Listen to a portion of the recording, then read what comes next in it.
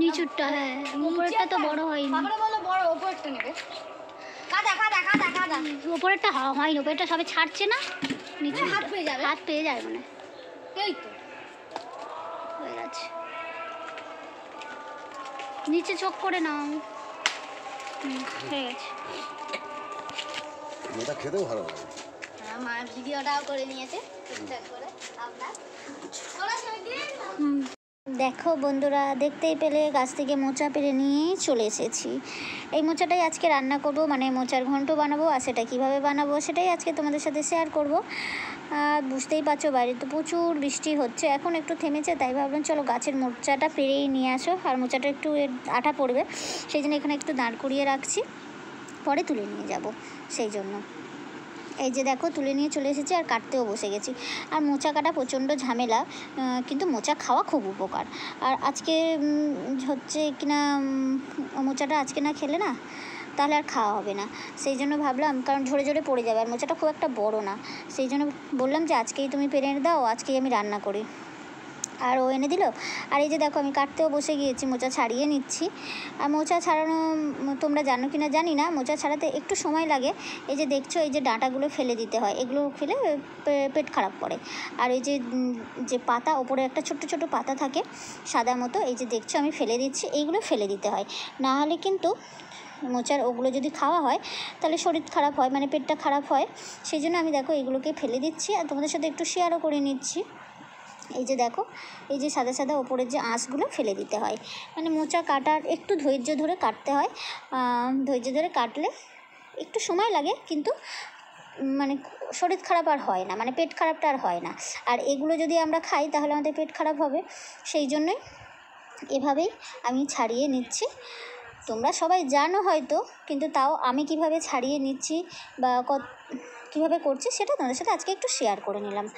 মোচা ছাড়ানোটা চলো দেখলেই আমার ছাড়ানো তো একটা হয়ে গেল। আমি এইভাবে সবগুলো ছাড়িয়ে আর কেটে নেব।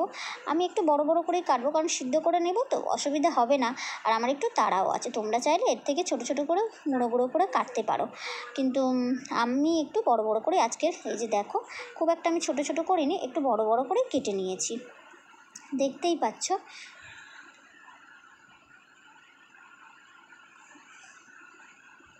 এই যে দেখো আবারও একটু দেখিয়ে দিচ্ছি তোমাদেরকে যে আমি কিভাবে কাটছি, সেটা তোমাদের সাথে একটু আমি শেয়ার করে নিচ্ছি যে আমি কিভাবে কাটছি। দেখো তোমাদের সাথে সেটা একটু শেয়ার করে নিচ্ছি।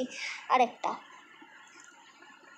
তোমরা তো সবাই জানো, আমি জানি, তাও কে কে মোচা এরকমভাবে মানে ছাড়াতে ভালোবাসো একটু আমাকে কিন্তু কমেন্ট করো।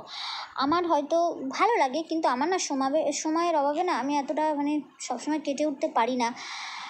সত্যি কথা বলতে আমার না মানে মোচা ছাড়াতে একটু সময়ই লাগে। তোমাদের লাগে কি না একটু বলো তো, কার কার ভালো লাগে। চলো আমি আগে কেটে নিই, তারপরে তোমাদের সামনে আসছি, নাহলে মোচা কাটা দেখাতে গেলে অনেকটা সময় লাগবে। আর এই যে দেখো কেটে নিয়েছি, আর সিদ্ধের জন্য দিয়ে দিলাম হলুদ আর নুন, দেখতেই পাচ্ছ হলুদ নুন দিয়ে আমি এটা সিদ্ধ বসিয়ে দেবো। কাটার সময় দিতাম, কিন্তু আজকে কাটার সময় নেওয়া হয়নি, তাই দেওয়া হয়নি। এখন দেখো সিদ্ধ বসাবো, আমি কিন্তু আগের জলটা ফেলে দিয়েছি, আবার জল দিয়ে তার মধ্যে এই যে নুন হলুদ দিয়ে আমি এখন সিদ্ধ বসিয়ে দিচ্ছি। মোচাটাকে সিদ্ধ করে নেব। আর মোচার সাথে আমি দিয়ে দেবো ছোলাটা আমি ভিজিয়ে রেখে দিয়েছি। তোমরা বাদাম দিয়ে করতে পারো, যেহেতু নিরামিষই সেই জন্য একটু বাদাম দিতে পারো, কিন্তু আমি বাদাম দেবো না, কারণ বাদামটা আমি অতটা ভালো খাই না, আর সেই জন্যই আমি বাদামটা দেবো না। আর ছোলাটা আমরা খাই, সেই জন্য ছোলাটা দেবো, আর ভালো লাগে ছোলাটা দিয়ে করলে আমাদের সবার। এই যে দেখো এই যে ছোলাগুলো নিয়ে নিয়েছি, আর মোচাটা ফুটে উঠেছে, আমি তার মধ্যে দিয়ে দিলাম। তাহলে তাড়াতাড়ি কী হবে, এই ছোলাটা না সিদ্ধ হয়ে যাবে, তরকারি একদম মোচার সাথে সাথে ছোলাটাও সিদ্ধ হয়ে যাবে। আমি এভাবেই দিয়ে দিলাম। আর তোমরা বাদাম দিলে তাহলে বাদামটা ভেজে পরে দেবে, এখন কিন্তু দেবে না, মানে মোচার সাথে সিদ্ধ করতে লাগবে না বা দেবে না। আমি যেহেতু ছোলা দিলাম তাই সিদ্ধর জন্য একসাথেই দিয়ে দিলাম মোচার সাথে। চলো আর বাকি কী কী লাগছে সেগুলো তোমাদের দেখাই। দেখো এখানে নিয়ে নিয়েছি একটু আলু কেটে নিয়েছি, বেশি কিছু উপকরণ লাগবে না যেহেতু নিরামিষই তো সেই কারণে। আর দেখো একটু আদা নিয়ে নিয়েছি, আর নিয়ে নিয়েছি একটু নারকোল। নারকোল দিয়ে করবো, যেহেতু নিরামিষ তো তাই। আর দেখো তোমাদের মোচা সিদ্ধ করে ওগুলো সব কাটছিলাম, তার মধ্যে কিন্তু আমার মোচাটা সিদ্ধ বসিয়ে কাটছিলাম, তার মধ্যে মোচাটা সিদ্ধ হয়ে গেছে, দেখিয়ে দিলাম তোমাদের, দেখতেই পেয়েছো চুবড়ির মধ্যে নিয়ে নিয়েছি। আর এখানে ফোড়নে দেওয়ার জন্য নিয়েছি দেখো তেজপাতা, শুকনো লঙ্কা আর একটুখানি লং নিয়েছি আর একটু ডালচিনি নিয়েছি, ব্যাস। একটু এলাচ থাকলে ভালো হতো, কিন্তু আমার কাছে এলাচটা নেই তাই আমি দিতে পারলাম না। তোমাদের কাছে থাকলে তোমরা দুটো ছোটো এলাচ হলে দিও আর একটা বড় এলাচ হলে দিও, তাহলে খুব সুন্দর ফ্লেভারটা আসে। আমার কাছে নেই বলে আমি এলাচটা দিতে পারলাম না। আর দেখো জিরেও দিয়ে দিয়েছিলাম, তোমরা 5 ফোড়নও দিতে পারো, জিরেও দিতে পারো, কিন্তু আমার জিরে ফোড়নটা খুব ভালো লাগে তাই আমি জিরে ফোড়নটা দিয়ে দিয়েছি। যে দেখো জিরে ফোড়ন দিয়েছি আর শুকনো লঙ্কা আর বললাম লং আর দিয়েছি ডালচিনি, ব্যাস এটাই ছিল ফোড়নে। তোমরা চাইলে আলুটা আগে ভেজে তুলে রাখতে পারো, কিন্তু আমি সেটাও করলাম না, কারণ ঘরে নিজেরাই তো খাবো, তাই অত ঝামেলা করে করে রান্না বেশি তেল দিয়ে করব না, যতটা পারবো কম তেল দিয়ে করার চেষ্টা করি আমি। তাও কম তেল তো দিতে পারি না, চেষ্টা একটু করি, কিন্তু দেওয়া হয় না। আর এখন দিয়ে দিলাম দেখলে নুন আর হলুদ দিয়ে আলুটাকে আমি ভালো করে ওই যে ফোড়নের সাথে আমি ভেজে নিচ্ছি। হ্যাঁ, যেটা বলছিলাম কম তেল দেওয়ার চেষ্টা করি, কিন্তু কম তেল দিয়ে রান্না করে না সেই রান্নাটা আমাদের বাড়ির কারোরই পছন্দ হবে না, আর সত্যি কথা বলতে আমারও পছন্দ হয় না। তাই দেখো তেল মোটামুটি দিয়েছি, ভালোই দিয়েছি, আর শেষে তো ঘি দেবই, কিন্তু ঘিটা খাওয়াও আমাদের বারণ আছে, তাও কিন্তু আমরা খাই, কিছু তো করার নেই, খেতেও হবে। আর এই যে দেখো তোমাদের সাথে কথা বলতে বলতে আমার কিন্তু আলুটা ভাজা কমপ্লিট হয়ে গেছে। এই যে দেখো একদম আলুটা খুব সুন্দর করে আমি ভেজে নিয়েছি, দেখতেই পাচ্ছ, তোমাদের তো আর পুরো দেখাচ্ছি না না। আর এরপরে আমি দিয়ে দিচ্ছি দেখো যে আদাটা আমি ঘষে রেখেছিলাম, তোমরা চাইলে টমেটো দিতে পারো এখন, কিন্তু আমি টমেটোটাও স্কিপ করলাম, কারণ টমেটোটাও আমার কাছে নেই, তোমরা চাইলে টমেটোটাও দিতে পারো।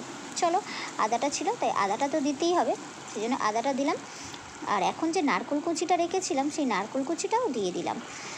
এটা কিন্তু আমাদের গাছ না, কেনাই নারকেল, কেন গাছ আমাদের নেই এখন আর, কেনা গাছের নয়, কিনে নিয়ে আসা হয়েছিল, সেই নারকেলটা দিলাম, কিনেই আনা হয় এখন, তেঁতুল বলো নারকেল বলো সবই কিনে আনা হয়। আর এই যে দেখো তাড়াতাড়ি করে একটু ভেজে নিলাম নারকেলটা আলুর সাথে, খুব সুন্দর করে ভেজে নিলাম, নারকেলটা একটু ভেজে নিলে তাহলে আর কিন্তু গ্যাসটাও হয় না। আর এখানে দেখো মশলাগুলো সব নিয়ে নিয়েছি, যা যা লাগে মশলা, হলুদ গুঁড়ো, লঙ্কার গুঁড়ো, জিরের গুঁড়ো, নুন আর অল্প আমি একটু মিষ্টি দিয়েছি, মিষ্টিটা দিলে তরকারির স্বাদটাও হয় আর তরকারিটা খেতে খুব সুন্দর হয়। তোমরা চাইলে দিতেও পারো মিষ্টিটা, নাও দিতে পারো। আমাকে যদি জিজ্ঞেস করো তাহলে বলবো অবশ্যই অল্প করে একটু মিষ্টি দিও, তাহলে তরকারিটা খেতে খুব সুন্দর হবে। চলো দেখো তোমাদের সাথে কথা বলতে বলতে আমার কিন্তু মশলাটাও আলুর সাথে কষানো একদম হয়ে গিয়েছে, দেখতেই পেয়েছো, দেখো কত সুন্দরভাবে তেল ছেড়ে দিয়েছে। এখন যে মোচাটা আমি সিদ্ধ করে রেখেছিলাম, মোচা আর ছোলাটা, সেটা কিন্তু এর মধ্যে আমি দিয়ে দেবো, দিয়ে এটাকেও কিন্তু আমি সুন্দর করে এখন কষাতে থাকবো, এই মশলা আর আলুর সাথে সাথে সুন্দর করে এখন যতটা সময় ধরে পারবে তোমরা কষাতে থাকবে। আমিও কিন্তু অনেকক্ষণ সময় ধরে কষিয়েছি, কিন্তু সেটা আর তোমাদের সাথে শেয়ার করিনি, কারণ অত সময় ধরে যদি আমি কষাতে যাই, আর সত্যি কথা বলতে এক হাতে ক্যামেরা ধরে আর এইভাবে রান্না করা খুবই কষ্টকর, তাই আমি একটু তোমাদের সাথে শেয়ার করলাম। চলো এবার আমি আগে কষিয়ে নিই ভালো করে, তারপর তোমাদের দেখাচ্ছি যে আমি কতক্ষণ ধরে কষেছি। আর মোচাটা এই যে দেখো চলে এসেছে, দেখো মোচাটার এবার লুকটা দেখো, দেখেছো প্রথমে যখন কষছিলাম কীরকম ছিল দেখতে, আর এখন দেখো একদম মিশে গেছে, দেখতেই পেয়েছো কতটা সুন্দর কষিয়েছি, কতক্ষণ ধরে কষিয়েছি, তার বুঝতে পারছো অনেকক্ষণ ধরেই আমি কষিয়ে নিয়েছি। আর এখন দেখো এর মধ্যে আমি দিয়ে দিচ্ছি জল, অবশ্যই গরম জল, আমি সবসময় গরম জল দিই, তোমরা যারা আমার পুরানো বন্ধুরা আছে তারা সবাই জানো যে আমি তরকারির মধ্যে গরম জল দিই। আর এই গরম জল দিয়ে এখন ভালো করে নাড়িয়ে আমি 10 মিনিটের জন্য মোচাটাকে রান্না হতে দেবো। এই 10 মিনিটের মধ্যেই কিন্তু আমার মোচাটা রেডি হয়ে যাবে। চলো এই 10 মিনিট আমি চাপা দিয়ে রেখে দিই মোচাটা ভালোভাবে রান্না হয়ে যাওয়ার জন্য। এর মধ্যে আমি একবার নাড়িয়ে দেবো, সেটা আর তোমাদের সাথে শেয়ার করব না, তোমরাও কিন্তু নাড়িয়ে দিও। দেখো একদম 10 মিনিট পরে চলে এসেছি, আর মোচাটার লুকটা তোমাদের সাথে শেয়ার করছি। এই যে দেখো কতটা সুন্দর মোচাটা রান্না হয়েছে, একদম কিন্তু আর কড়ার গায়ে লেগে থাকবে না, এইভাবে রান্না করলে না মোচা একদম কড়ার গা থেকে উঠে আসে। এই যে দেখো তোমাদের দেখাচ্ছি একটু নাড়িয়ে, এই যে দেখো একদম কিন্তু কড়ার গায়ে আর মোচা লাগছে না, আমার মোচাটা রান্না কমপ্লিট হয়ে গিয়েছে। তোমাদের কেমন লাগলো আজকের আমার এই মোচা রান্নাটা অবশ্যই কিন্তু কমেন্ট করে বলো, ভালো লাগলে সুন্দর দিকে একটা কমেন্ট করো, কারণ তোমাদের কমেন্ট করতে আমার খুবই ভালো লাগে। আর তোমরা অনেক সুন্দর সুন্দর কমেন্ট করো জানি, সেই জন্যই। আর এখন এর মধ্যে আমি কী দেবো বলো তো? এর মধ্যে শেষ পর্যায়ে আমি দিয়ে নেব গরম মশলা আর ঘি। অল্প একটু দিয়ে দিলাম, দেখতেই পেলে, গরম মশলা, আর দিয়ে দেবো ঘি। বেশি ঘি দেবো না, অল্পই ঘি দেবো, কারণ আমার ছেলে আবার ঘিটা খায় না। সেই জন্যে আমি বেশিরভাগ তরকারিতে ঘি দিই না, ঘি ছাড়াই রান্না করি, কারণ ও আবার ঘিয়ের গন্ধ মানে দুধ ঘি এসবও পছন্দ করে না, খেতেও চায় না। আমি আর জোর করি না, কারণ একটু ওর দুধে প্রবলেম আছে, খেলে ওর অসুস্থ হয়ে যায়, সেই জন্য আমি জোর করি না। আর ঘিও ও খায় না, ঘিয়ের গন্ধটাও ও নিতে পারে না। আমি সবসময় সাদা তেল, মানে কোনো কিছু ঘিয়ের বদলে আমি সাদা তেলটাই ব্যবহার করি। আর দেখো, যেহেতু ঘি আর গরম মশলা দিয়েছি, সেহেতু কিন্তু আমি ভালো করে আবারও একটু নাড়িয়ে দিচ্ছি। আর দেখতেই পাচ্ছ কড়ার একদম পরিষ্কার, মানে কি তরকারিটা আমার একদম হয়েই গিয়েছে। চলো তরকারিটা এখন ভালো করে নাড়িয়ে আর ঢেলে নিই, তারপরে তোমাদের আমি দেখাবো, মানে দেখাচ্ছি তরকারিটা কতটা সুন্দর দেখতে হয়েছে। আশা করছি তোমাদের খুবই ভালো লাগবে দেখে যে তরকারিটা কত সুন্দর দেখতে হয়েছে। এই যে দেখো, নামিয়ে নিয়েছি, একদম প্লেটে তুলে নিয়েছি। যেমন সুন্দর দেখতে হয়েছে তেমন সুন্দর খেতে হয়েছে। তোমাদের কেমন লাগছে অবশ্যই কিন্তু কমেন্ট করো, কমেন্ট করতে ভুলো না। চলো বন্ধুরা, আজকের মতো আমি আমার ভিডিওটা এখানেই শেষ করছি। তাহলে আজকের আমার এই রেসিপিটা তোমাদের কেমন লাগলো অবশ্যই কিন্তু কমেন্ট করো, ভালো লাগলে শেয়ারও করতে পারো। আর নতুন বন্ধু এসে থাকলে আমার চ্যানেলটাকে সাবস্ক্রাইব করে আমার পাশে থেকে যাও। বাই বন্ধুরা।